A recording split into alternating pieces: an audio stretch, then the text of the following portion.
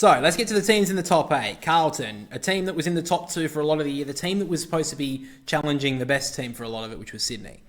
But then, obviously, a lot of injuries came through to a couple of really big players. I think Carlton aren't really being talked about enough because I feel like they've been like, oh, they've made a 8th, who cares? Yeah. This team was like a premiership chance halfway through the year, even like to round 14 or 15, and they nearly missed the 8. I think Carlton's pass mark is a grand final, and I know that may be harsh, but this team was like the list that they've got. The key forwards they've got, they have to be doing something. Like they made a prelim like 2 years ago. Let's be real, like they kind of fluked it. They got the easy side. They got Melbourne, and the week before that Sydney. But then everyone was expecting them to be in the grand final day next year, and they weren't even close. I think if they don't make a grand final, it's another wasted year. They haven't done anything. This is the second biggest club in Victoria who haven't won a premiership in 29 years. So what are we waiting for? So that's what I think anyway. What are you thinking?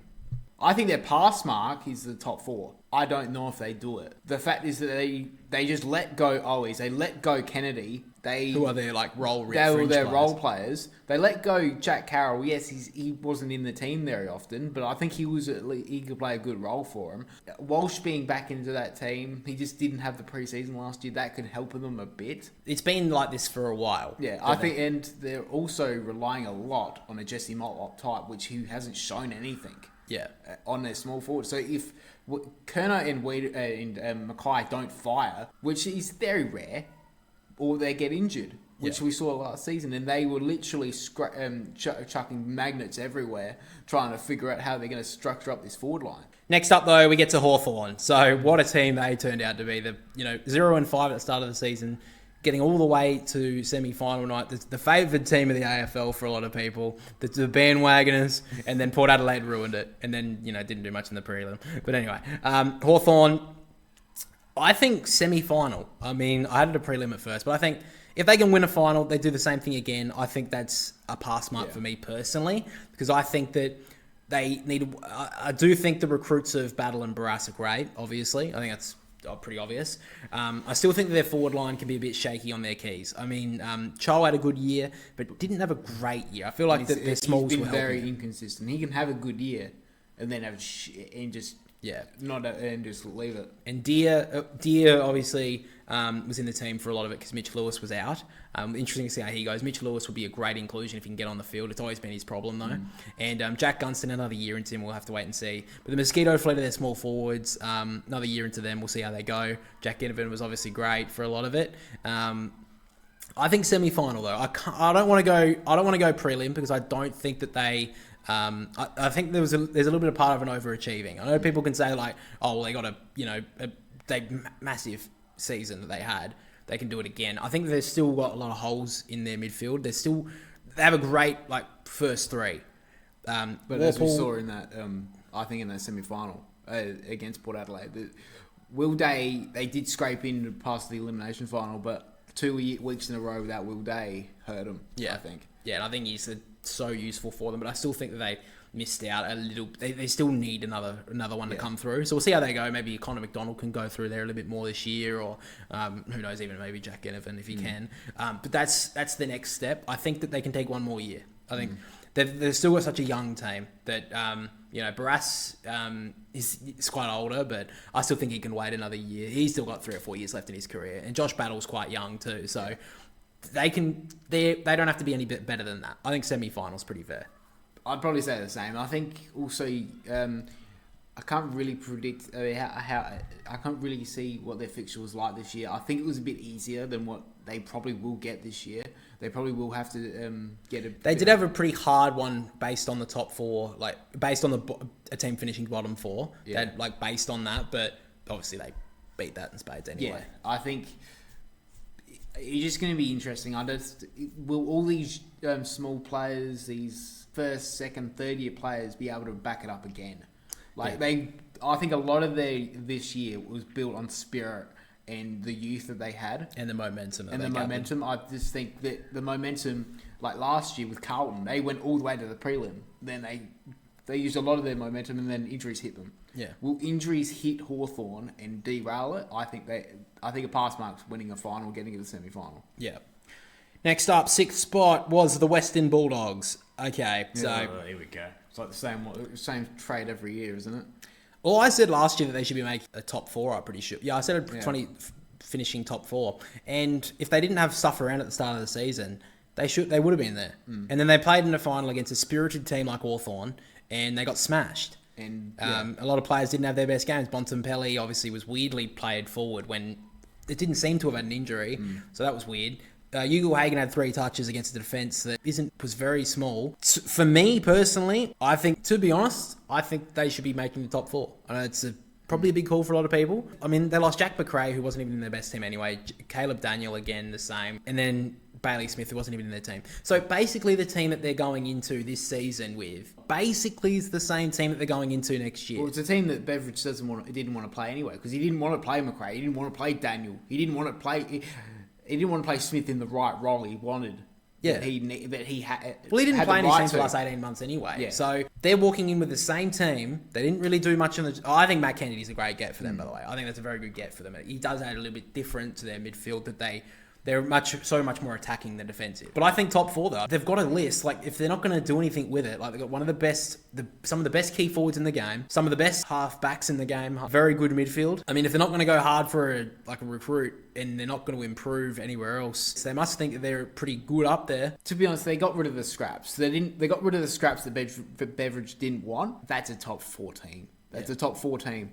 The thing is that with that defense, sure. That is the question. I think it's this. I think who knows, but like I said, they chucked Rory Lobb back. It worked. I think that's the one thing that they need to sort out. Besides from that, that's a top 4 team. They should be there. I think prelim night. All right, next up, they didn't finish 5th. They did go out in straight sets. The Giants. So a team that was a lot of the year were predicted to be up there. I think there was a team that you said at the start of the finals that should be winning the premiership. Yeah, like a lot of people thought they could go all the way. Halfway through that Brisbane game, there was still a chance that they were going to. Yeah, people still thought they can go the long way. Yeah, but they got beaten straight sets, and yeah, it was a bit of a weird finish for Giants. It felt empty, really. Like what's happened here? Haven't really recruited a lot. Did lose a lot though, but a lot of them were fringe players. Looking at it, that is a lot of fringe players, a lot of role players. So they do lose a lot. For me personally, with the Giants, I'm putting them to at the very least win a final this year. I still think that they're lacking a little bit on that tall forward front. Obviously, Jesse Hogan was massive. That's obviously,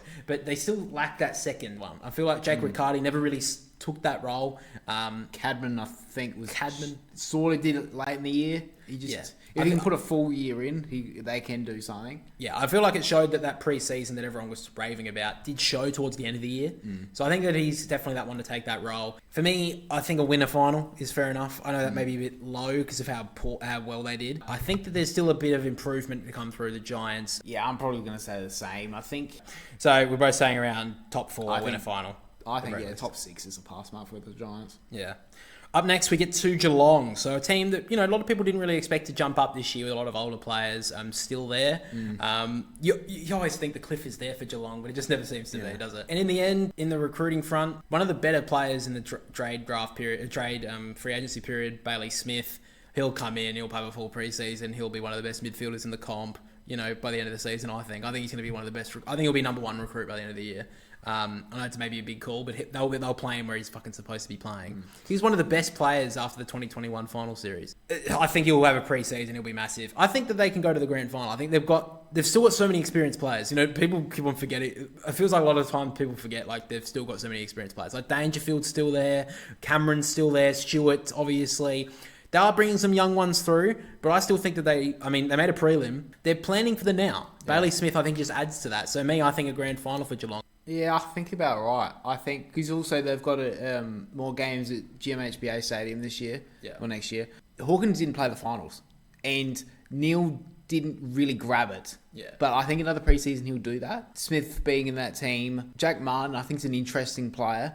Yeah, I don't know which. To be honest, I don't think he gets into that team. I really don't. At the moment, what it is, I don't think he gets into it, but I think he can be a great role player. Well, but I personally think they should be there on grand final day. Yeah. I think that they're one of the best teams going into next year. Mm-hmm. And they're always a team that's always there, let's be honest. So I don't see the Cats dropping off one bit. Port Adelaide is up next. Well, a team that, no one really expected to get past the semi-final. Everyone was banking on Port Adelaide going out in straight sets. Yeah.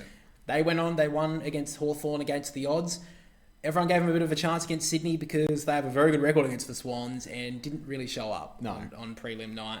And the Swans went on. They haven't made a grand final under Ken Hinkley. He's still there. I personally think a pass mark for them, though, is the fact that I think that they've lost a lot more in this trade period than what they've gained. I think they keep on overachieving.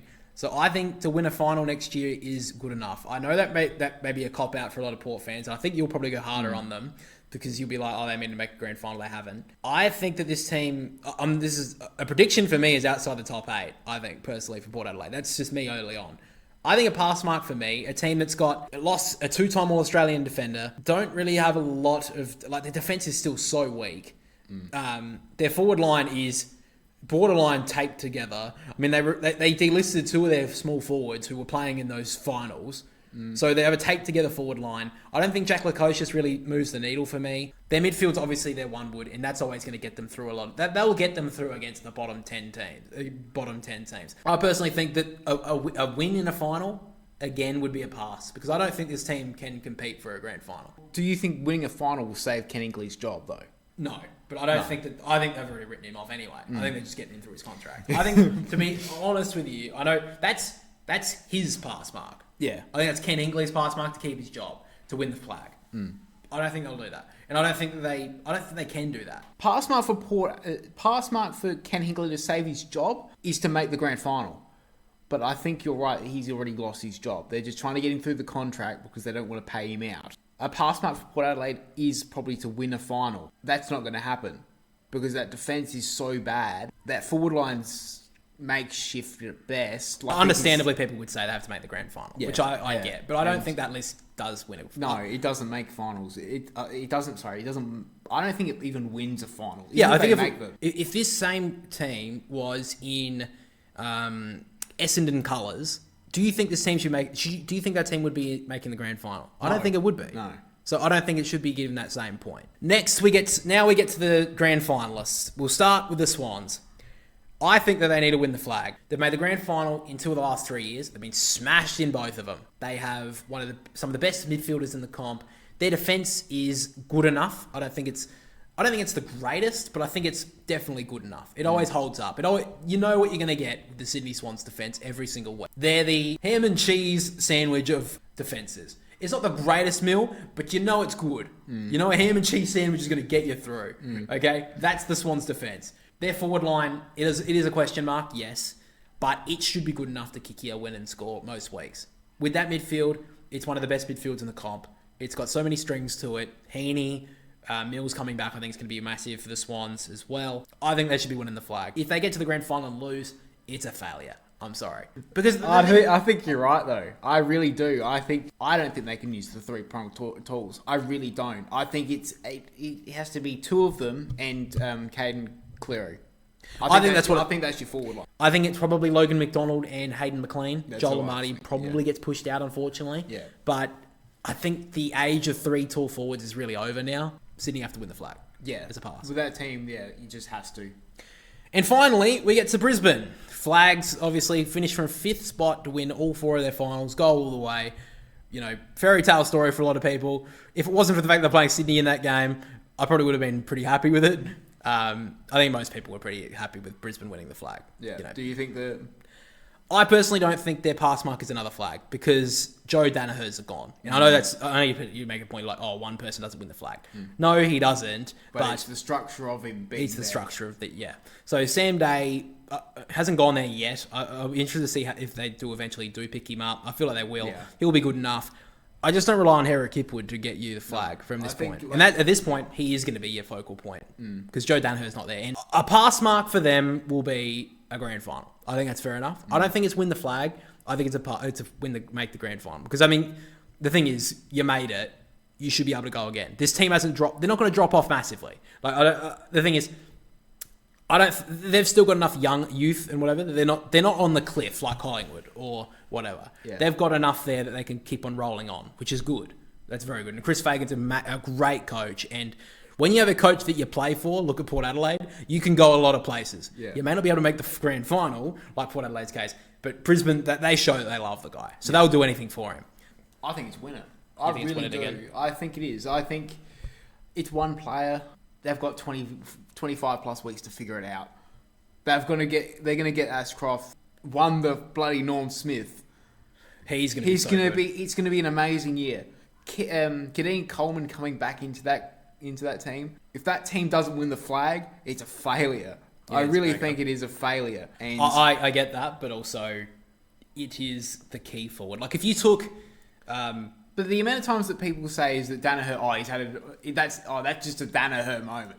That's just a Danaher moment. He's like, maybe if him not being there, maybe it would just it could be a whole different team, and maybe it will be like, you never know, might turn Charlie Cameron back into a 60-goal season. Yeah, potentially, year. But also, do they win the flag this year if it wasn't for him? I mean, do they get back? You think about it, they were down by 44 points against the Giants. Who got them the win in the end? Yeah.